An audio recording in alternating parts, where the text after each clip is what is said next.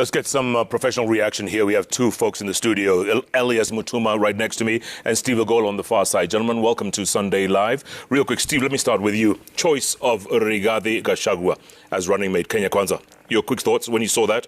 I think, Jeff, it's a practical sense decision, considering that if you look at Article 138, sub-Article 4 of the Constitution, the person who emerges as president needs to garner at least half of the votes cast. And if you look at IBC statistics, you have about 19.8 million registered voters, and Mount Kenya contributes 5.3 million voters. So if DP Ruto wants to emerge as president, he needs to capture at least 9.8. If he needs 9.8 million votes to emerge as president, Mount Kenya already contributes more than half of that vote that he needs. And therefore, selecting a running mate for Mount Kenya, especially Mount Kenya West, makes a practical political sense decision that comes with huge dividends. I think we are not surprised. So this was a numbers decision, not a qualities decision, if you will. Precisely. In a coalition setup like Kenya Kwanza and Azimio, the choice of a running mate must be influenced by at least two things. One is community interest. Number two is stakeholders' consensus. Because we have stakeholders, people who feel that this coalition belongs to us. Yes. They must make that decision and agree on who becomes the running mate. Because without them, then you do not have the coalition and you lose their support. So in as much as there was a likelihood and people seemed to lean so much on Kindiki, even going by what was appearing on social media, I don't think that Kindiki would have brought what Gachagua is bringing on board in terms of satisfying community interest from the Mount Kenya region, and also considering that Gachagua has been one of the people who conceived Kenya Kwanza as a coalition and then invited others. He stood a better chance just to bring on board more votes to Ruto than Professor Kindiki. Steve, real quick, the fact that it took 17 hours all day Saturday into the night, was that surprising? I mean, if he was the obvious choice, why did it take so long? No, I think it wasn't surprising. Deputy President William Ruto had tried to downplay the process of selection of Deputy President. Usually there are so many interests at stake, and we weren't surprised that it took long to emerge. But what I think is notable is this. Unlike the Azimio coalition that has been rocked with the Disquiet, I think Deputy President William Ruto has done an excellent job in keeping a very complex balancing act together and emerging united. Ultimately, the delay has not caused any defeat in Kenya Kwanza. The delay has produced a united front, and we saw the way he spoke with eloquence, and he looked presidential today. I think then it's inconsequential that there was a 17-hour delay. I'm curious, Elias, because in the polls it showed that Ruto has a pretty solid lead in central Kenya. Many asking, did he need to get a running mate from that region, perhaps one where they weren't doing as well numbers-wise? Number one, the choice of a running mate from Mount Kenya region, especially the Kikuyu community, is meant to block and make it difficult for Raila to scale the mountain. So that's what he was targeting.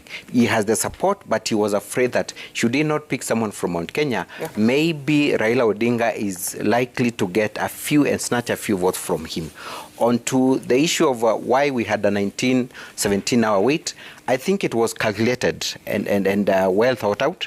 I don't think it was they took 17 hours to make up their mind. I do not think Ruto, being who he is, he had to wait until the last 24 hours to make up his mind on who was the running mate.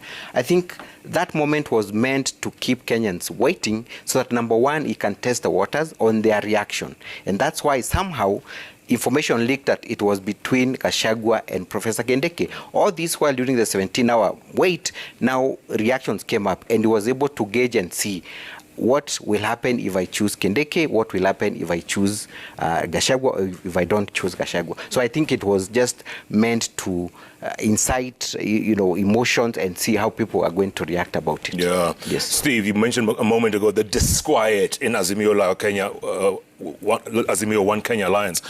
And we're hearing that Wiper Party might move to court tomorrow to suspend the agreement. Are you hearing the same thing?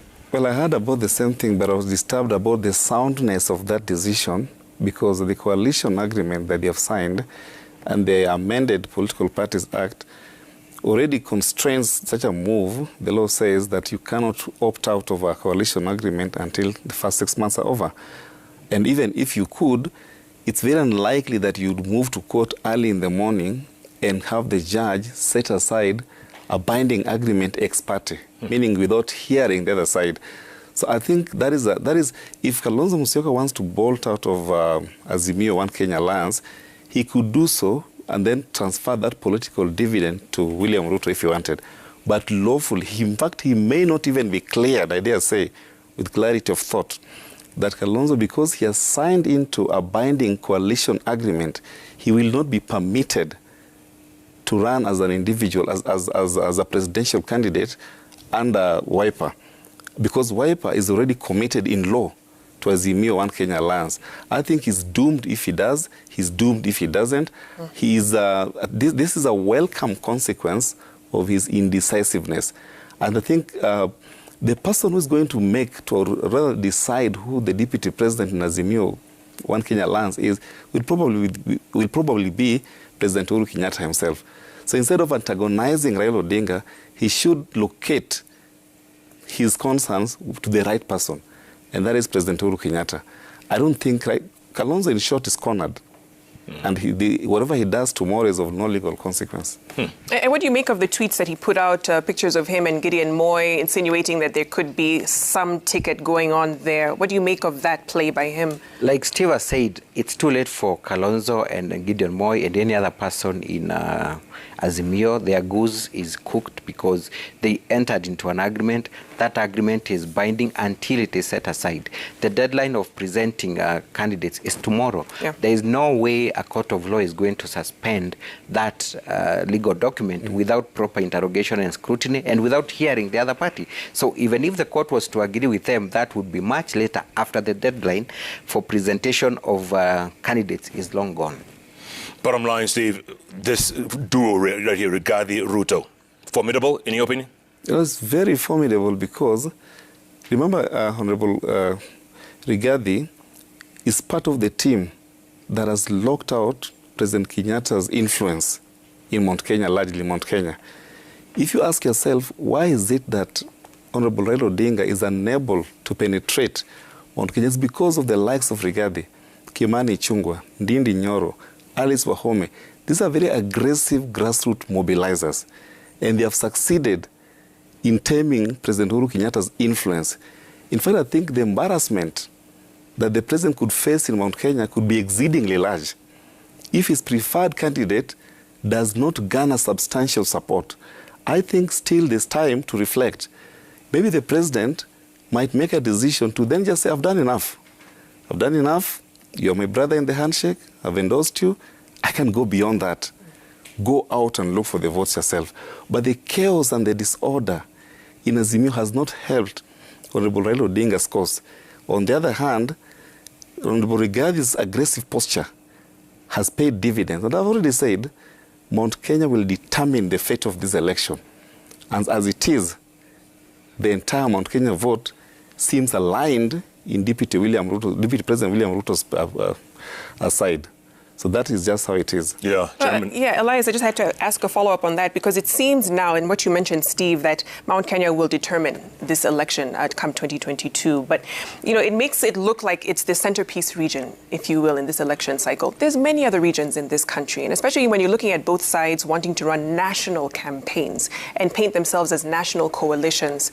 How do they start to get that support from other parts of the country beyond the mountain? Well, I think in as much as we may want to argue that Kenya is not, mobilized on ethnic backgrounds, I think that's who we are as a country, and we cannot ignore that fact. The fact remains that Mount Kenya forms the basis of who wins this election. So if you have the Mount Kenya support, you win this election. And that's why William Ruto had to pick a running mate from Mount Kenya. Because if you pick Gachagua, then you're left to compete with Martha Karua and Peter Kenneth, because we have three candidates from Azimio. So the question is, can Martha Karua or Peter Kenneth match the grassroots support, the campaigner, the campaign that Gachagua can mobilize within Mount Kenya region, I think they're not going to come anywhere near Gachagua. Okay. Gentlemen, there's never a dull day in politics in Kenya. Indeed. Elias Mutuma, or your mother calls you Elias. That's the name. Okay. Steve Ogola, gentlemen, always good to see you. Thanks so much. Thank you. Wow.